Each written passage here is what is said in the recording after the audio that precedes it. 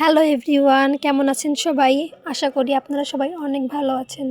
আজ দুপুরে রান্না করেছিলাম আলু এবং পটল দিয়ে ইলিশ মাছের ঝোল। সেই রেসিপিটাই আজকে আপনাদের সাথে শেয়ার করব। চলুন শুরু করা যাক। সত্যি কথা বলতে ইলিশ মাছ যেভাবেই রান্না করা হোক না কেন, খেতে কিন্তু দারুণ লাগে। তো আজকের মাছটা বেশ বড় সড়ো ছিল। প্রথমে এটিকে আমি ভালো করে আইস ছাড়িয়ে নিয়ে সুন্দর করে কয়েক পিস করে নিয়েছি। আজকের মাছে কোনো ডিম ছিল না, আর এই ডিম ছাড়া মাছ খেতেই কিন্তু বেশি স্বাদ লাগে। মাছগুলো ধুয়ে নিয়ে তাতে আমি হলুদ এবং লবণ মাখিয়ে নিয়েছি। তারপর কিছু মাছ আমি তেলে ভেজে রেখেছিলাম।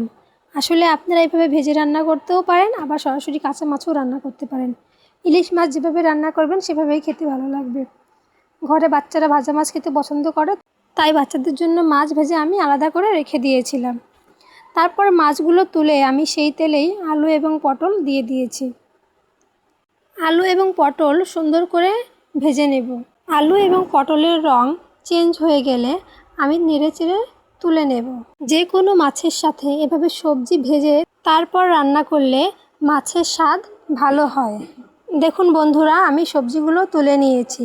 কালারটা অনেক সুন্দর দেখা যাচ্ছে। এবং সেই তেলেই আমি কিছুটা কাঁচামরিচ দিয়ে দেব।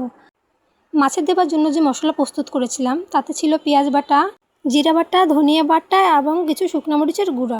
মশলাগুলো তেলে দিয়ে বাটিটা ধুয়ে আমি কিছু সামান্য পরিমাণ জলও তাতে দিয়ে দিয়েছিলাম এবং তারপর সুন্দরভাবে নেড়েচেড়ে ভেজে নিয়েছিলাম। মাঝেই আমি অ্যাড করে দিয়েছিলাম স্বাদ মতন লবণ। মশলাগুলো ভাজা হয়ে এলে এবার মাছগুলো আমি দিয়ে দেব। মাছগুলো দিয়ে হালকাভাবে একটু নেড়েচেড়ে নেব, মশলা যাতে সব জায়গায় পৌঁছায়। কালারটা কিন্তু দারুণ এসেছিল, তাই না?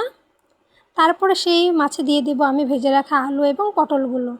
এই পর্যায়ে এসে বেশি নাড়াচাড়া করবেন না। এই পর্যায়ে বেশি নাড়াচাড়া করলে মাছগুলো ভেঙে যাওয়ার অনেকটাই সম্ভাবনা থাকে। তাই আমি কড়াইয়ের দুই পাশে ধরে মাছগুলো উল্টিয়ে পাল্টিয়ে নিলাম। তারপর সেটা আবার চুলায় বসিয়ে দিয়ে দেব এবং পরিমাণ মতন কিছু জল। তারপর ঢেকে রেখে দিয়েছিলাম 10 মিনিটের মতন।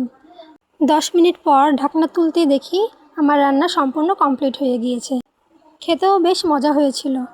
আমার রান্নার রেসিপিটা কেমন লাগলো জানাতে ভুলবেন না কিন্তু। আপনারা সবাই ভালো থাকুন, সুস্থ থাকুন এই কামনা করি। আপনাদের সাথে আমার আবার অনেক গল্প হবে। ধন্যবাদ সবাইকে সম্পূর্ণ ভিডিও দেখার জন্য।